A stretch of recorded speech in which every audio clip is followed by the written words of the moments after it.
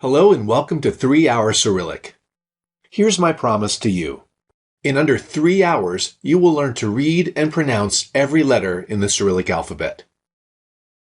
Even better, you'll be able to read and understand hundreds of actual Russian signs. Signs like these that you'll see on the street and in the metro, in shopping centers, in your hotel, pretty much anywhere you go in Russia. So, let's get started. There are quite a few letters in Cyrillic that look like English letters. But only a few of those are actually pronounced more or less the same way. Namely, these guys. So, just knowing that, you can actually read a few signs.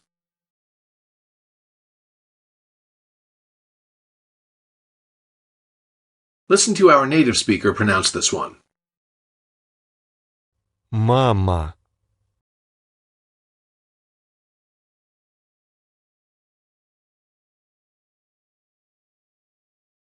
Mama. So, the Russian M is identical to ours. M. M. And their letter A. is always an ah sound.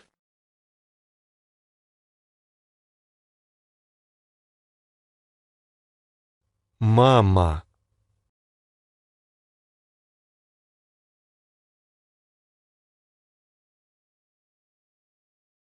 Did you ever watch this Michael Douglas thriller called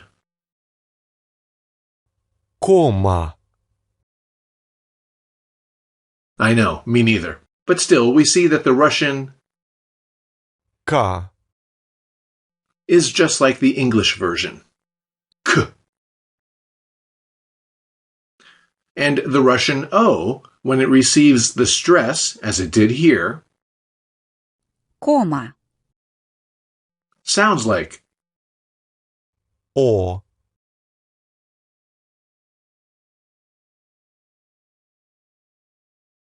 But as we'll see later, when a Russian O is not stressed, it's much closer to an sound. For example, here's the name of a target shooting school in Moscow. Атом. The stress is on the A, the and so the O goes unstressed. Listen again. Атом.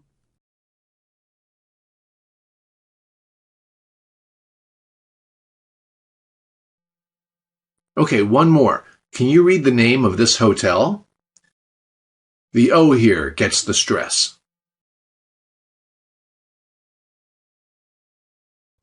Tacoma.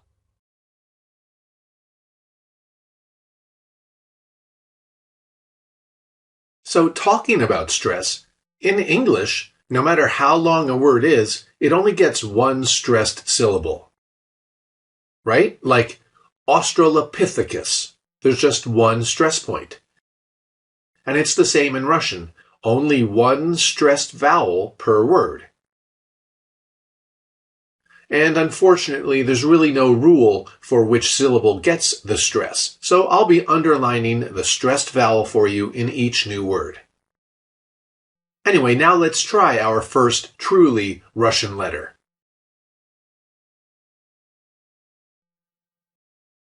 Now here's a key point, and it's the way that we'll be learning all the remaining letters in the Russian alphabet. I'm going to simply show you each new letter in context in an English phrase and allow you to figure out the pronunciation on your own.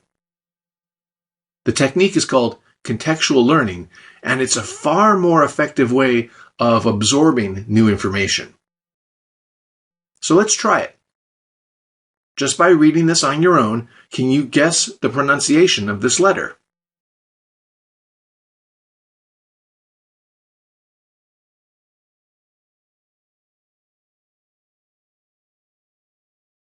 So this letter is pronounced just like the English D.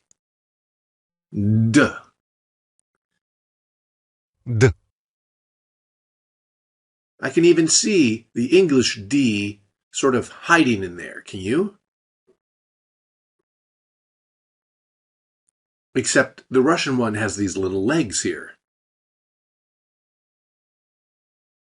Let's try this. Which of these Russian letters is pronounced D?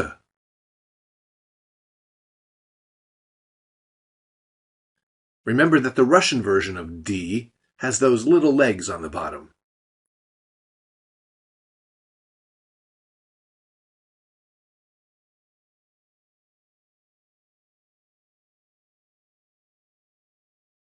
So, what is the name of this grocery store? Да. Which, of course, is the Russian word for yes. And what's this company called?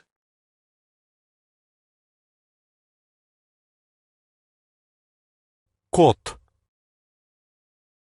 Notice how the D at the end sounded more like a T? Listen again. Кот. Кот. It's a phenomenon called devoicing, which we'll discuss in detail just a bit later. Now, words like mama, atom, and kot are what we call cognates. Those are words that sound very similar between two languages and have more or less the same meaning. But let's try another purely Russian word now. What's the name of this store? Emphasis goes here on the O.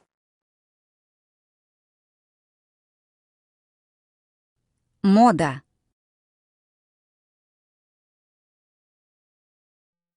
Here's a book by the same name. Мода. It translates as fashion.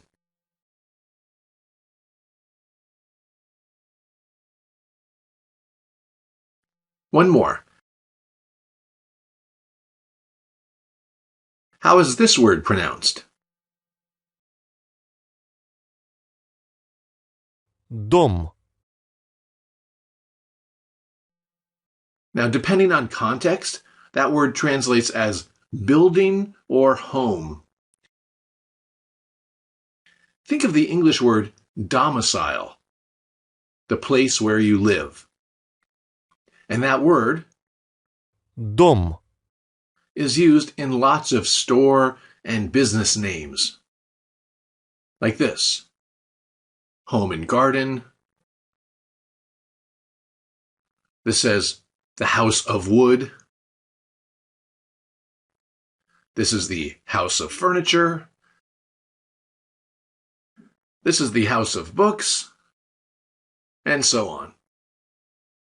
All right, last one before we're moving on to our next new letter. What's the name of this American-style cafe?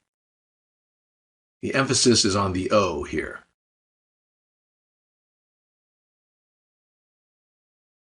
Dakota. And this is subtle, but notice that in the English version, our unstressed A's sound more like We say Dakota. Dakota in English. But in Russian, these letters keep their sound. Dakota. Listen again. Дакота. All right, great job. Go on to lesson number 2.